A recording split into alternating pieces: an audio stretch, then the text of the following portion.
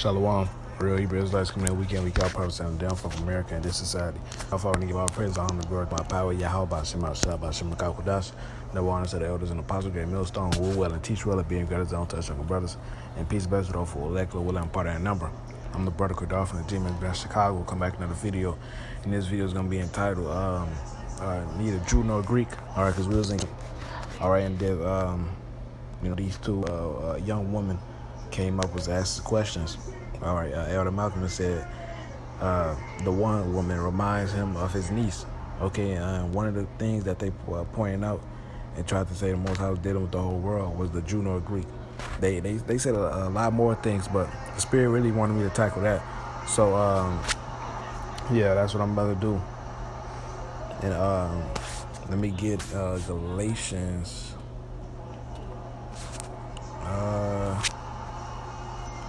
Salaki, I'm trying to look for it. Salaki. Okay, Galatians 3:28.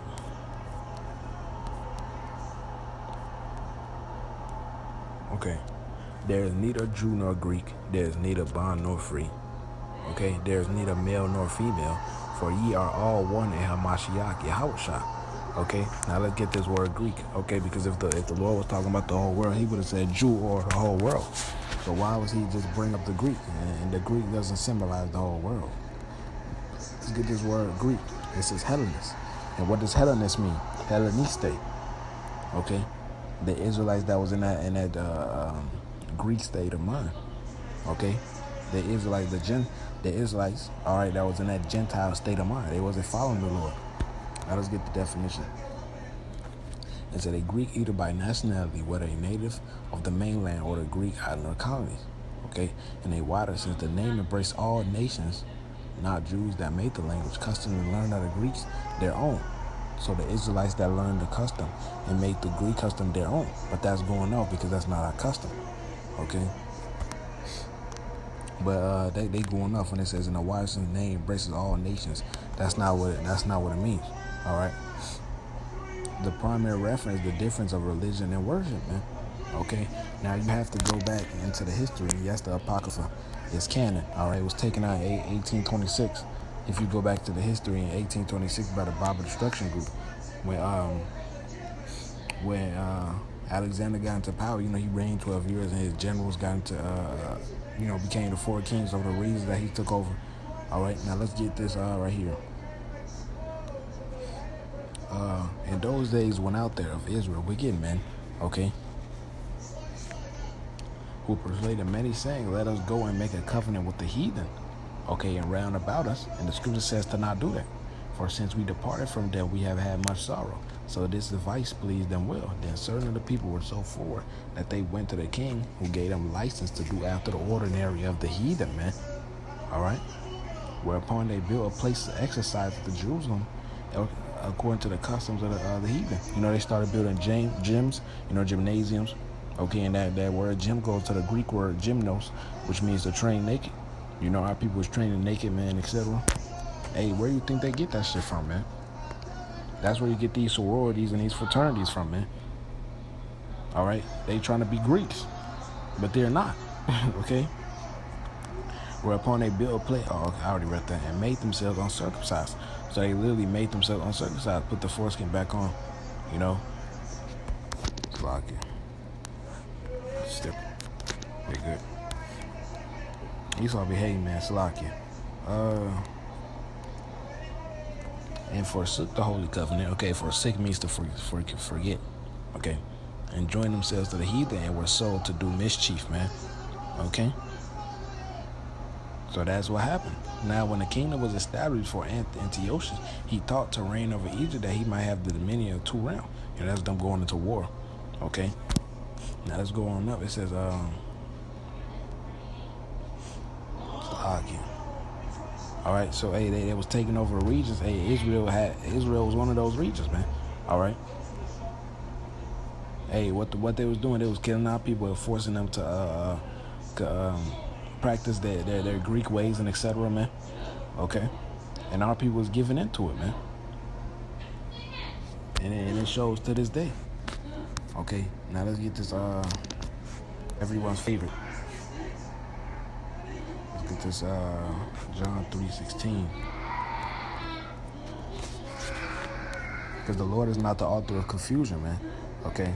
The scriptures can't say he loved the world, then he say he loved Israel. You have to understand that this thing was translated, man. You know, and some words don't have the same force in it, as it says in the prologue to the Ecclesiasticus. Okay? It says, for the Most High so loved the world that he gave his only begotten Son, and whosoever liveth in him shall not perish but have everlasting life, man. Okay. Let's get this word world. Okay, it goes into cosmos. Okay. And it's 3 words for world in the scriptures. It's cosmos, which means an orderly arrangement. Okay. And you have oikomene, which means whole world. All right, you have eon, which means a time. All right, time. Okay, now this is an apt and a harmonious arrangement. Now this word harmonious arrangement, it's like this word harmonious. It doesn't show it on here, but if you go to the Merriam-Webster, okay, it goes into an agreement. Okay, and what is an agreement? A covenant. And who did he give the covenant to? Okay. Hey, who did he give the first covenant to? Israelites, man. Who will he give the second covenant to? Israelites, man. Okay.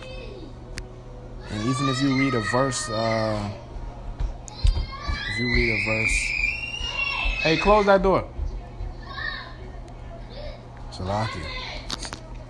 But you got a scripture like Psalms 140. No matter of fact, since you guys so thirsty for the Old Testament, for the New Testament, you guys don't want to hear nothing from the Old Testament for some reason. Let's get precepts on the Old in the New Testament.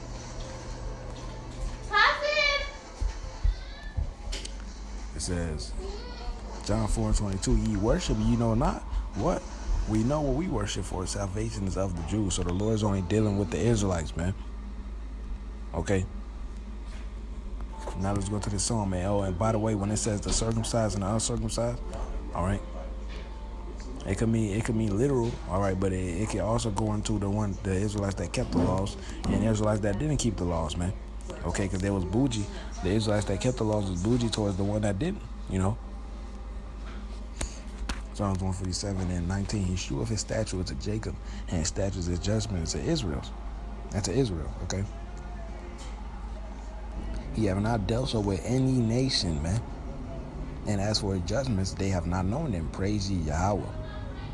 Okay? Now let's go to Psalm 148. He also exalted his horn at his people to praise all his saints, even the children of Israel, a people near unto him. Praise ye Yahweh. Okay? And that word saint means that word saint goes into Kodash, which means holy. And how are we holy from all these other nations? Because we have the law, statutes, and commandments, man. That's what makes them the heathen. Okay.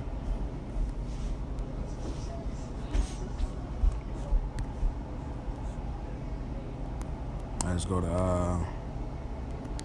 the scripture.